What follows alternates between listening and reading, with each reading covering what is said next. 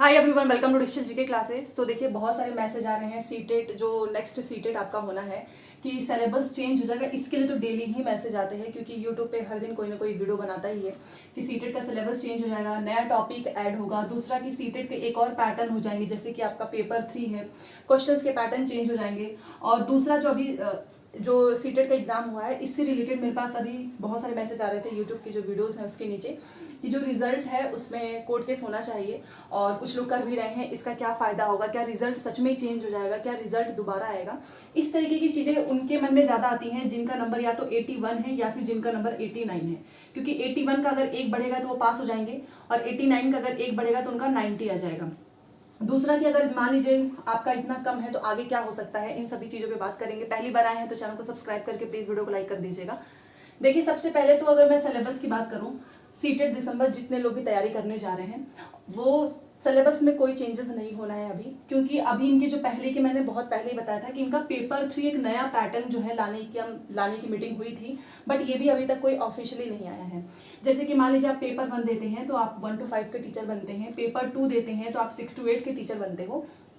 Same उसी तरीके से जैसे कि आप बिहार में अगर आपको 9 से 10 या 11 से 12 का शिक्षक बनना है तो वहां पर होता है एस्टेट, मतलब वो आप सीटेट के बेस पे नहीं, वो आपको एस्टेट का 1 जो बिहार गवर्नमेंट कराती है या फिर एस्टेट 2।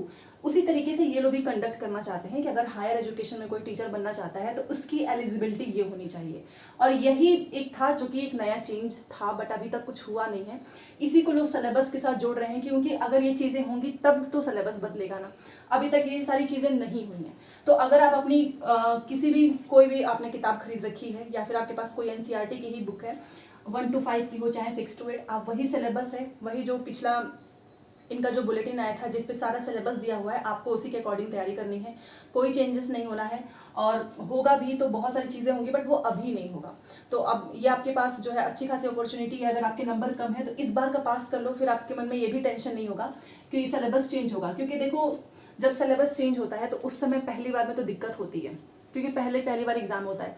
अब इसका ऑनलाइन एग्जाम हुआ था, पहली बार हो रहा था, तो उस समय भी कुछ लोगों को टेंशन हो गई थी और इस वजह से रिजल्ट भी उतना अच्छा नहीं रहा था उस समय का। बट फिलहाल के लिए कोई चेंजेस नहीं होना है। तो अब कुछ भी ऐसी इन्फॉर्मेशन आपको दिख रही है आप उसको इग्नोर करें और डेली पढ़ाई करो। और डेली अगर मैं अपनी क्लास की बात करूँ तो यूट्यूब पे ही होती है, डेली फ्री में ही क्लास चल रही है आप सभी के लिए। पेपर 2 सोशल साइंस का भी हम चला रहे हैं, कुछ महीनों के बाद से आपको पेपर 1 की भी क्लासेस देखने को मिलेगी।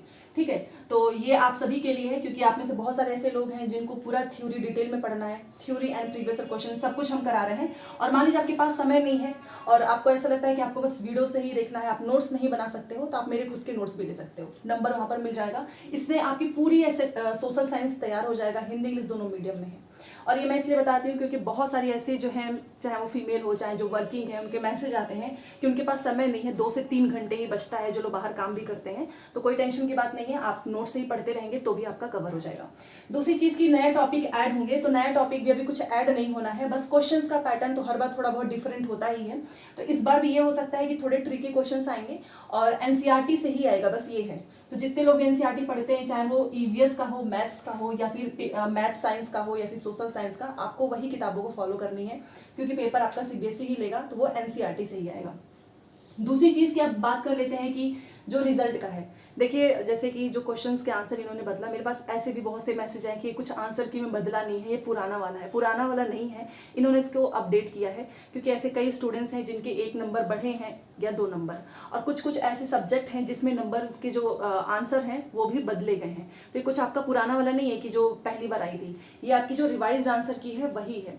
और अब ये इनका फाइनल है, इसी के अकॉर्डिंग इन्होंने रिजल्ट दिया है। बन तो गया था इनका पहले ही, बट वही है ना कि इन लोगों ने पहले नहीं दिया, तो इसलिए हमें लग रहा है कि अरे दोबारा से रिजल्ट आ सकता है। रिजल्ट दोबारा नहीं आएगा, बट इन्होंने ये हर बार ऐसे ही करते हैं कि पहले इनका रिजल्ट आता है और रिजल्ट के बाद ही आपकी आंसर की आती है। अब जो जैसा है एज इट इज रहने वाला है। जो लोग कोर्ट केस कर रहे हैं वो अपना पैसा ही बर्बाद कर रहे हैं। तो अगर आप में से जितने लोग भी अगर आपको लगता होगा कि कोर्ट केस करेंगे थोड़ा बहुत हम पैसे देके हेल्प कर दोगे, तो कुछ भी नहीं होने वाला है क्योंकि इनका ये क्वेश्चंस का पेपर का पैटर्न होता है, प्लस पेडागोजी के कुछ आंसर्स ऐसे होते हैं जिसमें कोई चैलेंज करेगा भी तो भी वो माना नहीं जाएगा। तो कोर्ट केस तो अगर जो कर भी रहे हैं कुछ होने वाला नहीं है। मैं तो यही बोलूँगी कि यहाँ पर टाइम वेस्ट करने से बेटर है कि सीटेट दिसंबर पे फोकस कर लो। 1 नंबर कम है तो इसका मतलब कि तैयारी तो अच्छी थी, बस टाइम मैनेजमेंट नहीं हो पाया है। तो आप अभी से टाइम मैनेजमेंट फोकस करिए, क्योंकि अगर एक नंबर कम है तो आगे चल के आपका हो सकता है कि 100+ नंबर आए।